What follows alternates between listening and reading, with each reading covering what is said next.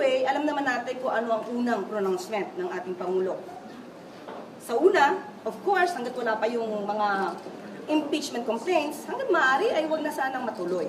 But since nandiyan na, at hindi naman niya hawak, of course, ang Kongreso, dahil meron tayong separation of powers, hindi siya makikialam, hindi siya kikilos kung ito man ay matuloy o hindi matuloy.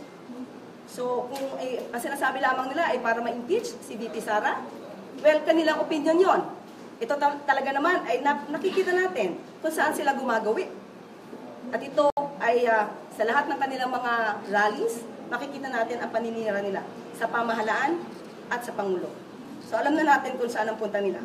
Gusto nila ulit makuha ang power, ang authority, ang allegation po is they are veering towards dictatorship, referring to the President.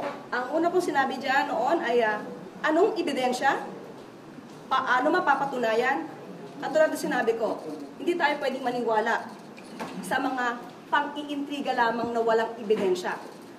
At ito naman, siguro naman ay natatandaan ninyo, nung panahon ni dating Pangulong Duterte, inamin niya, fiscal pa lang siya, expert na siya sa pag-intriga at pagplanta ng ebidensya. Siguro naman napatunayan na natin yan sa panahon ni Senator Leila de Lima. So ano pa ba ang ating i-expect sa dating Pangulong Duterte? Gumawa ng intriga, magplanta ng ebidensya.